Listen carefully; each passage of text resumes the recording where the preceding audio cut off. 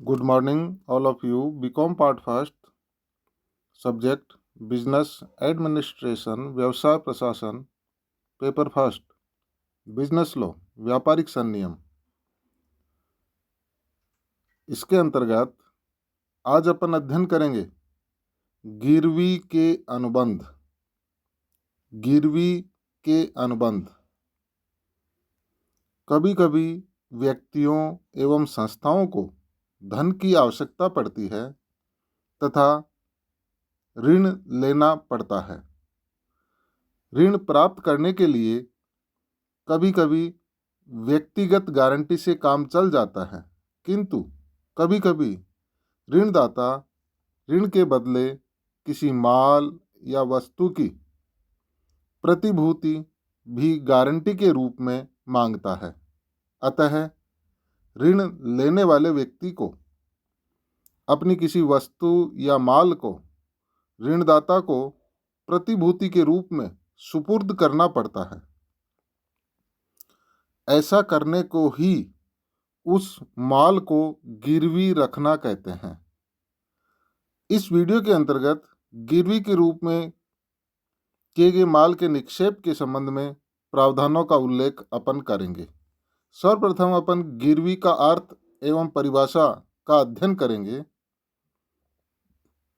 भारतीय अनुबंध अधिनियम के अनुसार जब किसी माल का निक्षेप किसी ऋण अथवा वचन के पालन के लिए प्रतिभूति के रूप में किया जाता है तो उसे गिरवी कहते हैं। वस्तुतः गिरवी का अनुबंध एक विशेष प्रकार का निक्षेप अनुबंध है। गिरवी के अनुबंध में गिरवीकर्ता अपना माल या वस्तु प्रतिभूति के तौर पर एक अनुबंध के अधीन इस शर्त पर गिरवी ग्राही को माल सौंपता है कि जब ऋण का भुगतान या किसी वचन का निष्पादन कर दिया जाएगा तब वह उस वस्तु या माल को गिरवीकर्ता को लौटा देगा अथवा उसके निर्देशानुसार उसकी व्यवस्था कर दी जाएगी। गिरवी अनुबंध में अथवा गिरवी के लिए निक्षेप में दो पक्षकार होते हैं। नंबर 1, गिरवीकर्ता, माल का स्वामी या ऋणी जो अपने द्वारा लिए गए ऋण या दिए गए वचन की पालना की प्रतिभूति देने हेतु अपने माल का गिरवी के रूप में निक्षेप करता है, उसे गिरवी रखने वाला भी कहते हैं। दूसरा, गिरवी ग्राही, यह वह व्यक्ति है जो दूसरे के माल को ऋण के भुगतान या वचन के पालन की प्रतिभूति के रूप में गिरवी रखता है। इसे गिरवी रख लेने वाला भी कहते हैं। उदाहरण के रूप में ए बी से 1000 रुपये का ऋण प्राप्त करता है तथा उसके पास जमानत के रूप में अपनी पत्नी का सोने का लॉकेट गिरवी रख देता है। यहाँ ए एवं बी के बीच गिरवी का अनुबंध है। इस अनुबंध में ए गिरवीकर्ता तथा बी गिरवी ग्राही कहलाएगा। गिरवी के अनुबंध के आवश्यक तत्व। गिरवी के अनुबंध के निम्नलिखित आवश्यक तत्व होते हैं, जिनमें नंबर 1, जमानत के लिए निक्षेप। गिरवी जमानत के लिए निक्षेप होता है। यह किसी ऋण के भुगतान या वचन के पालन के लिए दी गई जमानत हेतु निक्षेप है। नंबर 2, माल। गिरवी माल की ही हो सकती है। माल में सभी चल संपत्तियां मुद्रा तथा वाद योग्य दावों को छोड़कर सम्मिलित होती हैं। विद्यमान माल, गिरवी विद्यमान माल की ही हो सकती है यदि माल का निर्माण नहीं हुआ है अथवा उत्पादन नहीं हुआ है, तो ऐसे माल को गिरवी नहीं रखा जा सकता है। गिरवी रखे जाने वाला माल गिरवी के अनुबंध के समय निश्चित एवं पहचान के योग्य होना चाहिए। यहाँ यह बात महत्वपूर्ण है कि विद्यमान माल में माल के सत्वत्व प्रलेख तथा अन्य मूल्यवान वस्तुएं भी हो सकती हैं। नंबर 4, माल के अधिकार का अंतरण या माल की सुपुर्दगी। माल के अधिकार का अंतरण या माल की सुपुर्दगी, गिरवी के अनुबंध के लिए माल के अधिकार का अंतरण होना आवश्यक है, चाहे माल के भौतिक अधिकार का हस्तांतरण न हो, किंतु वैधानिक अधिकार का अंतरण होना आवश्यक है। माल का अंतरण रचनात्मक अथवा भौतिक अथवा सांकेतिक किसी भी रूप में हो सकता है। उदाहरण के लिए माल की बिल्टी देकर माल की वैधानिक सुपुर्दगी दी जा सकती है। जैसे उदाहरण के रूप में ए एक सिनेमा हॉल का मालिक है। ए अपने सिनेमा के एक प्रोजेक्टर को बैंक के पास गिरवी रख देता है।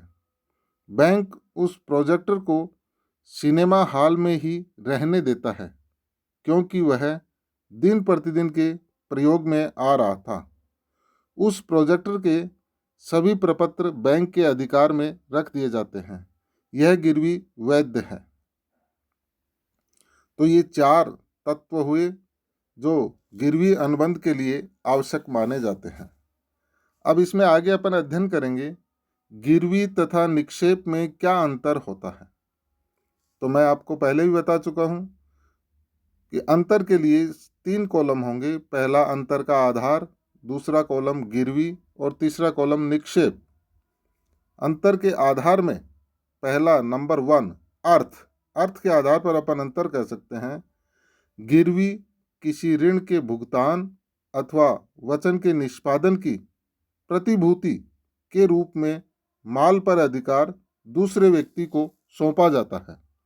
निक्षेप में एक पक्षकार अपनी वस्तु का अधिकार किसी अस्थायी उद्देश्य के लिए दूसरे पक्षकार को सौंपता है, जिसमें उद्देश्य के पूरा होने पर वस्तु को लौटाने की शर्त होती है। नंबर 2 अंतर का आधार उद्देश्य। गिरवी का उद्देश्य ऋण के भुगतान का या वचन के निष्पादन का विश्वास दिलाना है। निक्षेप का उद्देश्य निक्षेप ग्रहीता तथा निक्षेपी दोनों में से किसी के भी अथवा दोनों के उद्देश्यों को पूरा करना हो सकता है। नंबर 3 जमानत के रूप में माल। इसमें अर्थात गिरवी में ऋण चुकाने अथवा वचन के निष्पादन के लिए जमानत के रूप में माल रखा जाता है।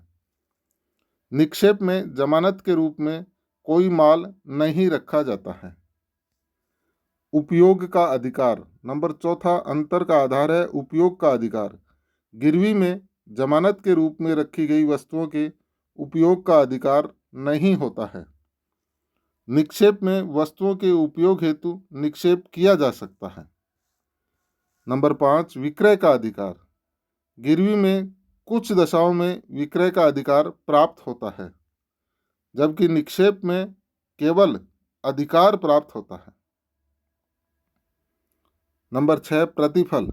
गिरवी में प्रतिफल का होना आवश्यक है। निःशुल्क निक्षेप में प्रतिफल का होना आवश्यक नहीं है। नंबर 7 अनुबंध की समाप्ति। गिरवी के अनुबंध की समाप्ति ऋण चुकाने अथवा वचन को पूरा करने के बाद होती है। निक्षेप अनुबंध की समाप्ति निक्षेप के लिए निश्चित अवधि अथवा निश्चित उद्देश्य के पूरा होने पर होती है। यहाँ पर यह महत्वपूर्ण है कि माल के सतत्व के प्रलेखों को सौंपकर माल की वैधानिक सुपुर्दगी दी जा सकती है और माल को गिरवी रखा जा सकता है। भारत के उच्चतम न्यायालय ने मौरवी मर्केंटाइल बैंक लिमिटेड बनाम यूनियन बैंक ऑफ इंडिया में कहा था कि रेलवे रसीद गिरवी ग्राही को सौंपकर माल की वैध गिरवी की जा सकती है। यह भी महत्वपूर्ण है कि यदि मालिक की वस्तुएं किसी कर्मचारी या एजेंट के पास सुरक्षा के लिए रखी हुई है तो वो गिरवी नहीं है। इसी प्रकार किसी पति द्वारा पत्नी को सुरक्षा के लिए वस्तुएं सौंपना भी गिरवी नहीं माना जाता है। गिरवी अनुबंध में माल के अधिकार का स्वेच्छा से हस्तांतरण होता है। गिरवी अनुबंध में माल के स्वामित्व का हस्तांतरण नहीं होता है। गिरवी रखे जाने वाली वस्तुएं विक्रय योग्य होनी चाहिए। यह आवश्यक नहीं है कि गिरवी के लिए माल की सुपुर्दगी तथा धन का भुगतान एक साथ ही किया जाए। धन का भुगतान बाद में भी किया जा सकता है। गिरवी अनुबंध में जमानत पर रखी हुई संपत्ति पर गिरवी ग्राही तथा अन्य ऋणदाताओं की तुलना में पूर्वाधिकार होता है। गिरवी ग्राही गिरवी रखी गई संपत्ति की सीमा तक सुरक्षित ऋणदाता होता है।